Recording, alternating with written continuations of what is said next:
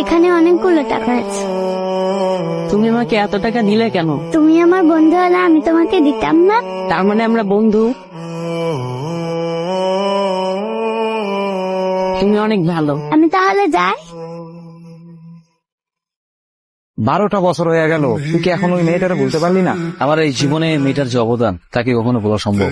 এত কথা না বলে আমি ওকে কিভাবে খুঁজে পাই সেই ব্যবস্থা কর। ওই স্কুলে গেলেই আমরা তাকে খুঁজে পেতে পারি। তুই শিওর? আরে বোকা, বুঝোস না? ওই স্কুলের পুরনো রেজিস্ট্রি খাতা খুঁজলেই তো ওই মেয়েকে খুঁজে পাওয়া যেতে পারে। ঠিকানাটা আবার বলবেন? সেক্টর 13। তুমি তো সেই সীতা, সেই মায়া ভরা দু চোখ, সেই মুখ যা আমি কখনো ভুলবো না। আজকে আমি অনেক হ্যাপি। আমি তোমাকে পাগলের মতো কত খুঁজেছি, প্লিজ আমাকে ফিরে দিও না। আচ্ছা শোনো, তুমি এখন বাসায় যাও, বাবা দেখলে অনেক প্রবলেম হবে। আমরা কালকে দেখা করি। কালকে আমাদের দেখা হবে, হ্যাঁ? এটা তুমি রাখো। কিভাবে যে ওকে বলবো এই ভালোবাসা সম্ভব না। ঈশিতা, এই কি ব্যাপার, তোমাকে দেখছি তুমি শুনছো না যে? ও আচ্ছা, আমি না খেয়াল করিনি। কি ব্যাপার, তোমার কি ঈশিতা ছাড়া অন্য কোনো নাম আছে নাকি? না, আমার নাম ঈশিতাই। ও আচ্ছা আচ্ছা, তোমার জন্য একটা ফুল এনেছি।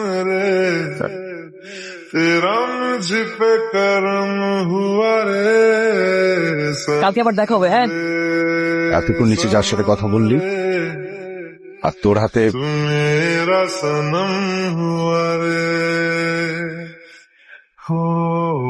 সত্যিটা বলবো?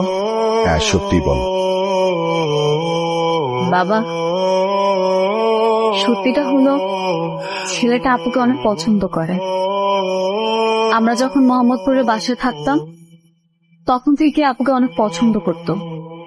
এরপর তো আমরা ট্রান্সফার হয়ে এখানে চলে আসলাম, আর ছেলেটা পাগলের মতো আপুকে খুঁজে বেরিয়েছে। এতদিন পরে আপুর ঠিকানা খুঁজে পেয়ে ছেলেটা একদম সোজা আমাদের বাসায় চলে এসেছে। বলিস কি? তা তুই ছেলেটাকে কি বলবি? বাবা, আমি আপুর ব্যাপারে কিচ্ছু বলিনি। আচ্ছা, ঈশিতা কি ওই ছেলেটার সাথে দেখা করতে চায়? না বাবা। বাহ, ঠিক আছে, ঈশিতা যেটা চাই সেটাই কর। না আপু, ছেলেটাকে এতবার করে বলবো বলবো ভেবেও কিচ্ছু বলতে পারছি না। ছেলেটা না সত্যি তোমাকে অনেক ভালোবাসে। ও যদি জানতে পারে খুব কষ্ট পাবে। সত্যিটা তো একদিন না একদিন জানতে পারে। কতদিন আর না জানিয়ে রাখবে। সত্যিটা জানলে জানো, কিন্তু তোমার কিচ্ছু হবে না। কি হয়েছে তোমার? কোনো সমস্যা? তুমি এভাবে কথা বলছো কেন? না না, কোনো সমস্যা নেই। আসলে হুট করে তোমার প্রপোজালটা একসেপ্ট করেছি তো বুঝতে পারছি না ঠিক করলাম নাকি ভুল করলাম।